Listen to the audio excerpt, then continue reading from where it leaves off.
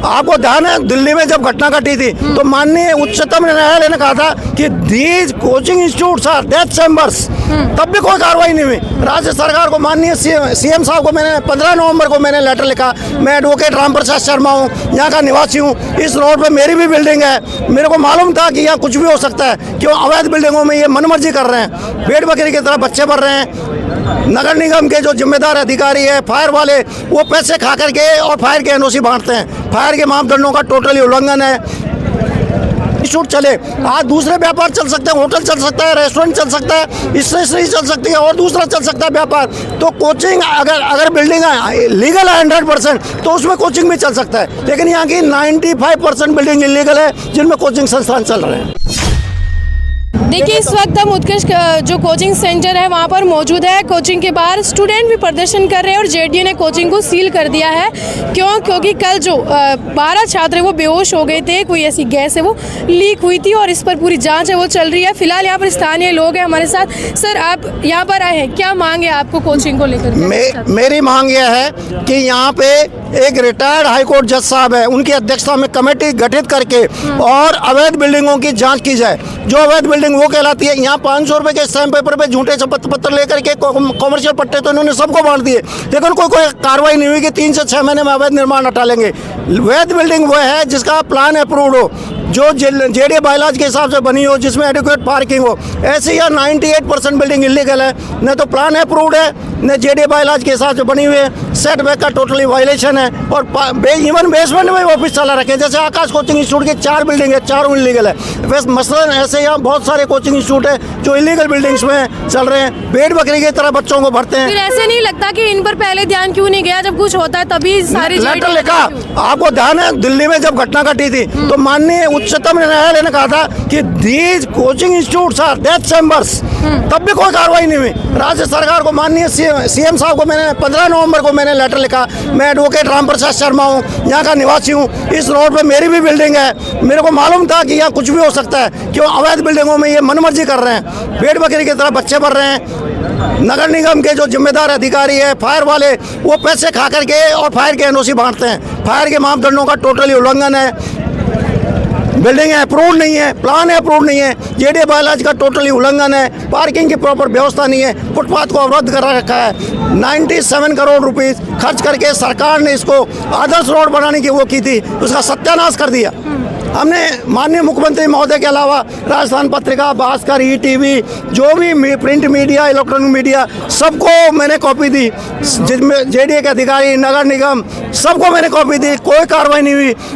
अभी 20 दिन पहले फायर डिपार्टमेंट की एक गाड़ी आई थी, एक मैडम उतरी और पैसे उड़ा के चली गई आकाश कोचिंग इंस्टीट्यूट से। यह हालत है प्रशासन की। इसी तरह ट्रैफिक पुलिस के लोग आते हैं, उनको ट्रैफिक पुलिस की व्यवस्था से कोई लेना देना नहीं होता, वो अपनी बंदी से मतलब रखते हैं। मैं टोटली मांग करता हूँ कि अवैध बिल्डिंगों में चल रहे कोचिंग संस्थानों को बंद किया जाए, उन अवैध बिल्डिंगों को ध्वस्त किया जाए, अवैध हिस्सा जो है ना उनको ध्वस्त किया जाए और उन बिल्डिंगों को तब तक सील किया जाए जब तक कि वो बिल्डिंग लीगल शेप में नहीं आ जाए, उनके प्लान अप्रूवल की स्थिति में नहीं आ जाए और जो इलीगल कंस्ट्रक्शन है उनको वो नहीं हटा लेते। जी बिल्कुल, बेसमेंट में पानी भरा था यहीं इसी कोचिंग में, इधर जब बारिश का टाइम था और काफ़ी जो कोचिंग उनको सील किया था क्योंकि उनके जो रूल्स है वो फॉलो नहीं कर रहे थे। चाहे मुखर्जी नगर की घटना को ले, जो बारिश के टाइम में इतनी एक दुखदायक घटना की स्टूडेंट की मौत तक हो गई थी। आप यहीं के रहने वाले हैं, क्या देखते किस तरह से? मैं चाहता हूँ कि ये जो जितने भी कोचिंग सेंटर चल रहे हैं ये वैध तरीके से चले, इनके बाद पार्किंग हो, फायर सिक्योरिटी सिस्टम हो, बिल्डिंग लीगल हो और जो अवैध बिल्डिंग है उसको सीज किया जाए और यहाँ से इसको हटाया जाए। अच्छा, तो प्रताप नगर में कोचिंग हब भी बन चुका है, वहाँ पर कोचिंग शिफ्ट करनी, वहाँ भी ये प्रताप नगर में जाना। अगर बिल्डिंग यहाँ लीगल है तो उसमें कोचिंग इंस्टीट्यूट चले। आज दूसरे व्यापार चल सकते हैं, होटल चल सकता है, रेस्टोरेंट चल सकता है, स्टेशनरी चल सकती है और दूसरा चल सकता है व्यापार। तो कोचिंग अगर बिल्डिंग लीगल है 100% तो उसमें कोचिंग भी चल सकता है। लेकिन यहाँ की 95% बिल्डिंग इलीगल है जिनमें कोचिंग संस्थान चल रहे हैं, उनकी जाँच हो और जांच भी हाई कोर्ट के रिटायर्ड जज साहब की अध्यक्षता में कमेटी बने और सख्ती से जांच हो। ये लिपापोती करते हैं पैसे खा करके जेडीए के भ्रष्ट अधिकारी जो है, नगर निगम के लोग जो है, तो उन बिल्डिंगों के खिलाफ सख्त कार्रवाई होनी चाहिए। समय आ गया है।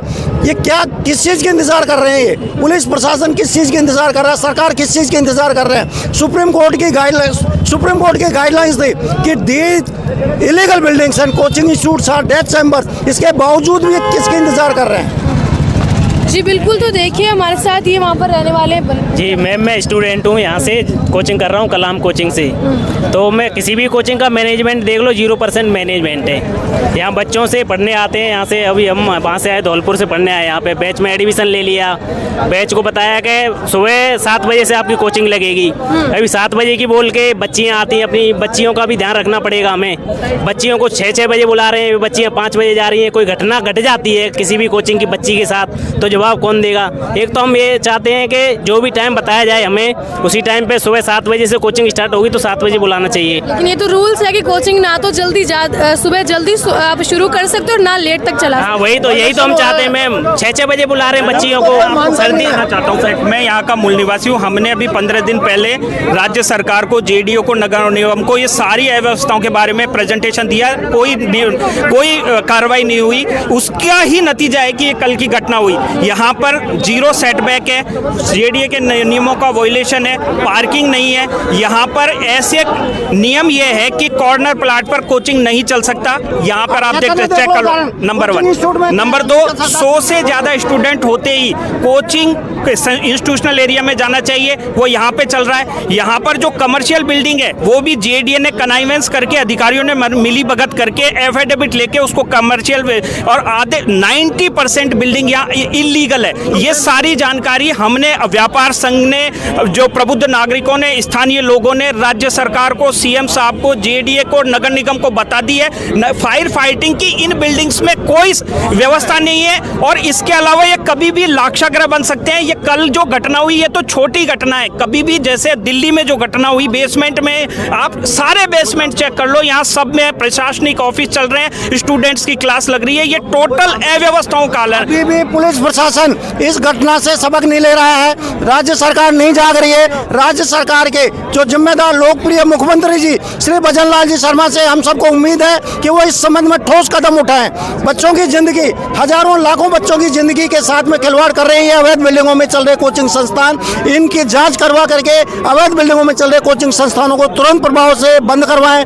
जो लीगल बिल्डिंग है, जिनके पास पार्किंग है, जिनके प्लान अप्रूव्ड है, उनमें कोचिंग संस्थान चले और व्यवसाय चल रहे हैं वो उनमें भी चले लीगल में, लेकिन अवैध बिल्डिंगों में बंद करवाए जाए। जी बिल्कुल, तो देखिए यहाँ पर जो रहते हैं यहाँ के मूल निवासी है, उनकी मांग ये है कि इन बिल्डिंग्स की जांच हो, क्योंकि यहाँ पर बहुत सारी ऐसी चीज़ें हैं जो यहाँ पर है नहीं, कि यहाँ तक कि फायर फाइटिंग के लिए भी यहाँ पर कोई भी उचित चीज़ है वो है नहीं। ये कहना है यहाँ के रहने वाले लोगों का, और इनका कहना है कि हमने लेटर भी लिखा है और राज्य सरकार से रिक्वेस्ट भी है कि इन पर एक बार यहाँ पर जो है वो ध्यान दिया जाए।